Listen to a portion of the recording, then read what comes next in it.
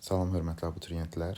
Bu gün sizlərlə 7 dekabr tarixində MQM və OTK-nın birgə təşkilatçılığı ilə keçirilmiş OTK sınaq imtahanının tarix fənni üzrə suallarının izahına baxacağıq. Birinci sualda Hülakülər dövlətinin 13-cü 14-cü əsrlərinə aid Eyler-Venn diaqramını əsasən uyğunluğu müəyyənləşdirmək soruşulur.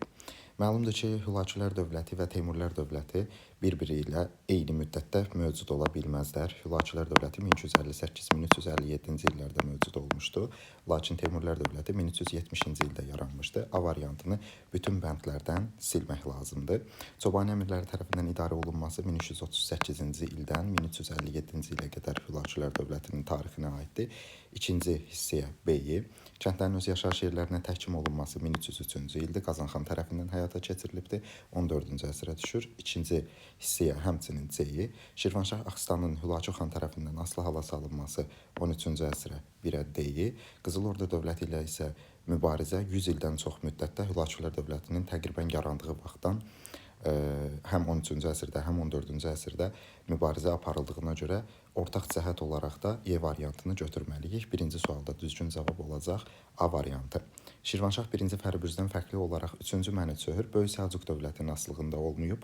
Əksinə 1-ci Fəribüzün özü Böyük Səlcuq dövlətinin asılılığında olub və 3-cü Mənüçöhür İraq Səlcuq sultanlığının asılılığındaydı. A bəndini yaza bilmirik.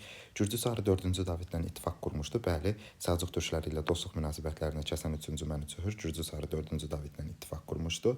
Şirvanşah titulundan məhrum edilən 1-ci Fəribüzdür. Bunu 3-cü Mənüçöhürə aid edə bilmərik. 1-ci Axıstan Slavyanların 1175-ci ildəki yürüşünü dəf etmişdi. Paytaxtı 1192-ci ildə Bakı şəhərinə köçürtmüşdü. Monqollara qarşı mübarizə isə 1-ci Axıstanın hakimiyyət dövrünə aid deyil. Burada düzgün cavab A variantı olacaqdır. Ərəb xilafətinin Azərbaycandakı vergi siyasətinə uyğunluğu tamamlamaq soruşulur. Abbasilər dövründə xərac torpağın sahəsinə görə toplanılmağa başlamışdı. Düzgün cavab A variantıdır. Cizyə vergisi ləğv edilməyib, vergilər yoxsulların ehtiyacı üçün xərclənməyə başlanıldı. Belə bir şey Abbasilərin dövrünə götürə bilmirik. Ədalətli vergi islahatı xəlifə Əlinin həyata keçirdiyi Rəşidi xəlifələrinin dövrünə aiddir. Hərbçilər və kahinlər can vergisindən azad edildi. Ərəb dövründə aid deyil bu, Sasanilərin hakimiyyəti dövrünə aiddir. Düzgün cavab A variantı oldu. 34-cü sualda qaliblər Roma dövlətinin idarə işlərini öz aralarında bölüşdürdülər. Antoni Şərq əyaləti, Oktavian Qərb əyalətləri idarə edirdi. Onlar arasında rəqabət sonda müharibə ilə nəticələndi və Antoni həlledici döyüşdə məğlubiyyətə uğradı. Mənbədə bəhs edilən hadisələr təqribən Aksi döyüşünün baş verdiyi hadisələrdir. Eradan əvvəl 31-ci il. Bizdən soruşur prosesdən daha əvvəl, yəni 31-ci ildən əvvəlki hadisələri Roma tarixinə müəyyənləşdirəcəyik. Qulların öldürülməsinin qadağan edilməsi bizim eranın 2-ci əsridə Adrian eləyibdir. Bunu götürə bilmirik. Bu 31-ci ildən sonraki prosesdir. Plebeylər öz müdafiəçilərini, yəni xalq tribunlarını eradan əvvəl 5-ci əsrdən, yəni bu mənbədə bəhs edilən hadisədən əvvəlki dövrdə seçməyə hüquq qazanıblar. İlk yazı qanunlar toplusu eradan əvvəl 5-ci əsrdə Roma tarixində 10-cu lövhə qanunlardır, bunu da götürə bilirik. Paytaxtın Vizantiya köçürülməsi bizim eranın 330-cu ilidir. Bu da İmperator Konstantinə düşür, yəni Romanın imperiya olduğu dövrə aiddir. Cavab oldu 2-3 D variantı. Osmanlı Sultanı 2-ci Mehmet paytaxtı Bursadan yox, Ədirnədən İstanbula köçürüb. İlk dəfə paşalıq sancaqlıqlara Orxan Qazi dövləti bölmüşdü. Balkan yarımadasının fəth prosesinə başlayan Osmanlı Sultanı ilk sultan titulu almış 1-ci Muraddır. Bizansın Anadolu torpaqlarından qovulması Orxan Qaziyə aiddir. Qanunnamə qəbul edən hökmdar isə 2-ci Mehmet idi. 1476-cı ildə qanunnamə qəbul etmişdi. Birinci xaç yürüyüşünün nəticəsində Aralıq dənizinin şərq sahillərində Antioxiya, Edessa, Tripoli və Qüds adlı xaçlı dövlətlərinin əsası qoyulmuşdu.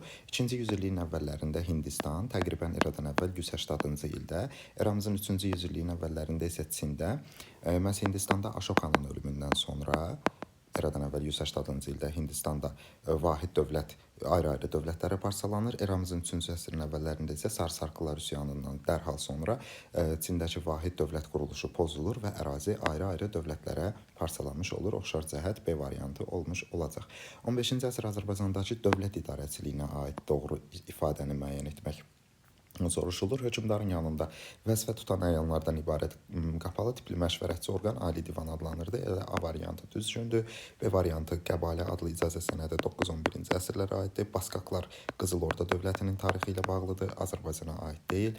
Maliyyə sistemini Əmir Əl-Ümərə idarə edirdi. Ümumiyyətlə Əmir Əl-Ümərə vəzifəsi 15-ci, 16-cı əsrlərdə Azərbaycanda qoşun rəhbəridir. Yəni əmirlərin əmiri titulu daşıyır. 15-ci əsrə maliyyə sistemini idarə edən şəxs deyil, yəni maliyyə sistemini vəzirlər idarə edirdilər. Xidmət əvəzində Udsər adlı torpaqlar isə Səlcuq dövründə 11-ci əsrdə Azərbaycanda paylanılmışdı. Eradan əvvəl 7-ci əsrdə Assuriya dövləti ilə Midiya eradan əvvəl 673-72-ci illərdə mübarizə aparmışdı. Manna Assuriya ilə eradan əvvəl 650-ci ildə mübarizə aparmışdı. Aşerinin hakimiyyəti dövründə Babil və Midiyaya qarşı mübarizədə kitabda belə bir cümlə keçir ki, Assuriyaya Manna dəstək göstərmişdi. Demək ki, Assuriya Midiya və Babil dövlətləri ilə mübarizə aparıb. Əhəməni dövləti eradan əvvəl 7-ci əsrdə mövcud ola bilməz. Makedoniya dövləti Assuriya ilə mübarizə aparmamışdı. Düzgün cavab 1-2-3 D variantı. Azərbaycan indibat dövrünün görkəmli astronomlarına Məkkə Əlbərdəyi ilə Fazil Fəriddin Şirvanini götürmək olar. Bəhmənyar İbn Mərzban isə filosof olubdu. İbn Sinanın tələbəsi idi. Xətib Təbrizi isə dilçidir. Yəni cavab oldu burada 2-4 D variantı. Ərəb xilafətinin 8-ci əsrinə, yəni 700-cü illərə aid hadisələri soruşur. Sasani dövləti 651-də süqut etdiyinə görə bu ola bilməz. Xəzər xaqanlığının qoşunları ilə müharibələr bəli aiddir. 731 Savalan, 8-ci əsrin 30-cu illəri Hilat, 8-ci əsrin sonları Abbasilərin Xəzərləri Azərbaycana olan görüşlərinə tamamilə son qoyması ikinci bənd düzgündür. Bədir döyüşü 624-dür. Hələ burada Ərəb xilafəti mövcud deyildi. Həştadsər döyüşləri 9-cu əsr Azərbaycan tarixinə aiddir. Yəni bu döyüşlər 829-36-cı illərdə baş vermişdi. 8-ci əsrə aid edilə bilməz. Veskotların məğlub edilməsi, bəli, İspaniya ərazisində Veskotları məğlub eləmişdilər 711-ci ildə.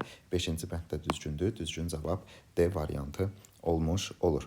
Atropatena və Albaniya dövlətlərinin oxşar cəhətlərinə aid deyil. Burada Makedoniyanın dağılması nəticəsində yaranıb, düzdür. Eradan əvvəl 1-ci minillikdə meydana gəlir, düzdür. Roma Respublikası ilə Atropatena Fraspada Albaniya məsələn Kürqanıq döyüşlərində mübarizə aparır, düzdür. Yunan elli mədəniyyəti düzdür. Lakin Selevkilər dövlətindən asılı vəziyyətə düşməsi sadəcə Atropatenaya aiddir. Eradan əvvəl 223-cü ildə Albaniyaya götürə bilmərik. Xəritədə verilmiş şəhərlərin erkən orta əsrlər tarixinə aid hadisələri müəyyənləşdirmək soruşulur. 1-ci nömrəli şəhər Dəbil şəhəridir. 2-ci nömrəli şəhər isə Beyləqan şəhəridir. Arranın baş şəhəri olan Bərdədir. A bəndini heç birinə yaza bilmirik. Qafqaz Ərəb Əmirliyinin iqamətgah şəhərlərindən biri idi Dəbil. 1-ə B variantı gedir. Xürrəmlər hərəkatı dövründə ərəb işğalından azad edilən ərazilərdən biridir Beyləqan. C-yə yazırıq. Məhəmməd ibn Şəddadın 951-ci ildə yaratdığı əmirliyin mərkəzi Dəbil şəhəri olubdur. 1-ə D bəndi. Haşimlər sülaləsi isə Dərbəndi idarə edirdi. Bu xəritədə də Dərbənd nömrələnmədiyinə görə heç bir şeyə yaza bilmirik. 1-ə B-də, 2-yə C, düzgün cavab D variantı olmuş oldu. Türk xalqlarının mədəniyyətinə aid uyğunluğu müəyyən etmə soruşulur. Bağdadın Nizamiyyə mədrəsəsinin inşası Səlcuq dövlətinin tarixinə aiddir. Şahizində məqbərəsi Teymurilər dövlətinin tarixinə aiddir. Qütb Minar Qütbəddin Aybəş tərəfindən Dehli sultanlığına aiddir. Topqapı sarayı isə adından da göründüyü kimi elə Osmanlı dövlətinin tarixinə aiddir. Osmanlı dövlətinə götürürük Topqapını, Teymurilər dövlətinə də Şahi Zində məscidini. 1-ə D, 2-yə B, cavab D variantı. Böyük Səlcuq dövlətində Toğrulun yox, yəni Toğrula aid olmayan, amma Alparslana aid olan hadisələr soruşulur. Bizans qoşunları məğlub edilib, Toğrul Bizans qoşunlarını məhz hakimiyyəti dövründə Bizans erməni Gürcü feodallarına qarşı Şəddadilər dövləti ilə ittifaq bağlamışdılar, eləyibdi. Alparslan isə 1071-ci ildə eləyibdi. Bu oxşar cəhətdir. Paytaxt Yeni şəhərə Alparslan paytaxt köçürtməyibdi. Konya və Ankara şəhərlərini Sultan 1-ci Məlik Şah tutmuşdu. Alparslana aid edilə bilməz. Rəvadilər dövlətinin varlığına isə 1065-ci ildə Alparslanın hakimiyyəti dövründə son qoyulmuşdu. Düzgün cavab yalnız 4 A variantı. variantı. Eldəniz və Asunqurlar dövlətlərinin süqutu 1225 və 1227-ci illərdə Xarəzmşah Cəlaləddinin Azərbaycana yürüşü dövründə baş verən hadisədir. İbtidai icma quruluşunda tayfa ittifaqları paleolit dövründə mövcud ola bilməz. Yeni insan tipinin meydana gəlməsi paleolit dövrünün hər 3 mərhələsinə aiddir. Əvvəllərinə, ortasına və sonlarına. İbadət evləri isə erkən Tunc dövrünə aiddir. Eneolit dövrü torpaq toxa ilə şumlanırdı. Bu düzgün cavabdır. Sənətkarlığın müstəqil sahəyə çevrilməsi bu düşür Orta Tunc dövrünə, istehsal təsərrüfatının formalaşmağa başlaması isə düşür Mezolit dövrünə. Tunc dövründə isə ilkin şəhər mərkəzləri Orta Tuncda yaranır, yeni təsərrüfat sahələri Orta Tuncda meydana gəlir, metaldan istifadəyə başlanılması Eneolit dövrüdür. Burada da düzgün cavab olmuş oldu A variantı. Xəritədə ulduzla verilmiş krallıqlardan yuxarıda göstərilən İngiltərədir, aşağıda göstərilən isə Fransadır. Biz bunların oxşar cəhətini tapmalıyıq. 3-cü xaç yürüşündə həm Fransa, həm İngiltərə 1189-92-ci illərdə Fransa və İngiltərə kralları iştirak etmişdi. Rekonkista hərəkatının gedişində yaranan vahid İspaniya krallığıdır. İçini götürə bilmirik. Yüzillik müharibə ilə məlumdur ki, 1337-1453-cü illərdə həm İngiltərə, həm Fransa iştirakı ilə baş vermişdi.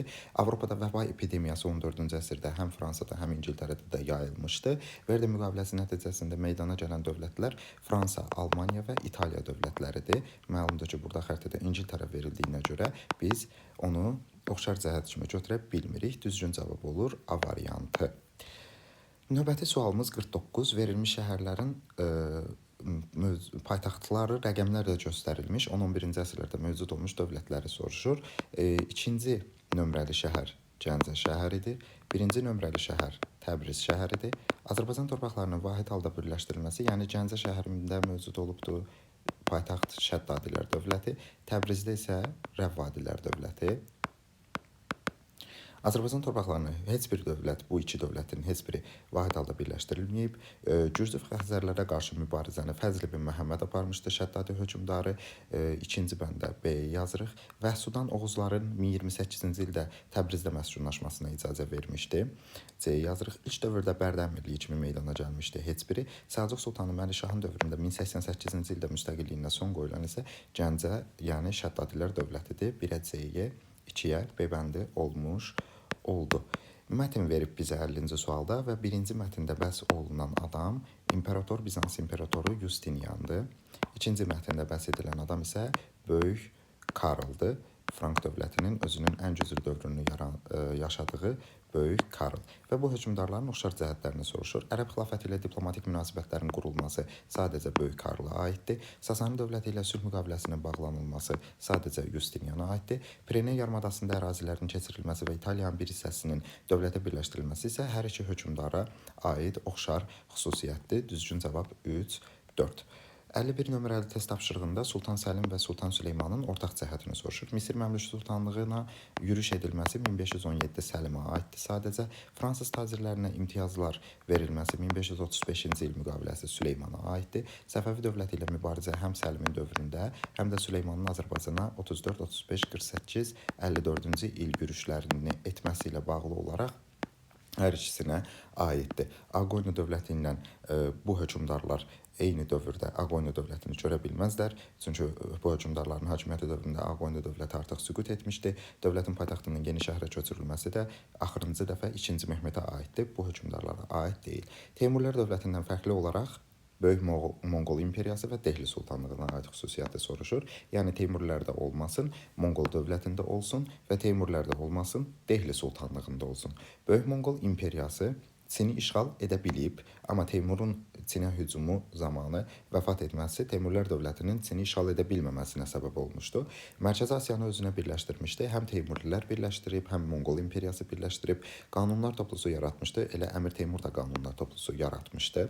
Dehli sultanlığı Abbasilər xilafəti ilə dostluq əlaqələri qurmuşdu. Bəli, Şəmsəddin Eltutmuşun dövründə, klassik feodalizm dövründə meydana gəlmişdi. Bu üç dövlətin üçü də klassik feodalizm dövründə meydana gəlib. Şeybani xana qarşı mübarizə aparmışdı. Dehli sultanlığı Şeybanilərlə mübarizə aparmayıb. Düzgün cavab oldu A variantı.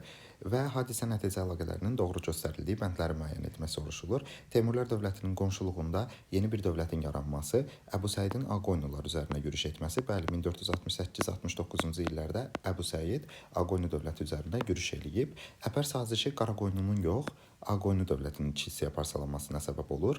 Şirvanşahlar Qara Yusifdən asılılığı 1412-ci il Kür çayı sahilindəki döyüşdə qəbul eləyiblər. Cəlari Sultan Əhməd Həmədən yaylıqlarını tələb edir deyə 1410-cu ildə keçmiş müttəfiqlər arasında Əsəd döyüşü baş verir. Teymur Şahrux 1447-ci ildə ölür və Cahan Şah 1447-ci ildən 1467-ci ilə qədər dövləti müstəqil siyasət yürüdərək idarə etməyə başlayır. Düzgün cavab oldu 1, 4 və 5.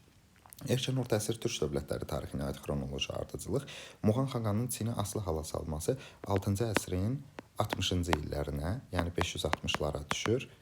Balamir xanın Oskot kralını məğlub etməsi 374, ikinci Göytürk xaqanlığının süqut etməsi düşür 744-cü ilə. Qaraxanlı dövləti 1042-ci ildə iki hissəyə parçalanmışdır. Burada ardıcıllıq olacaqdır 2, 1, 3 və 4 formasında.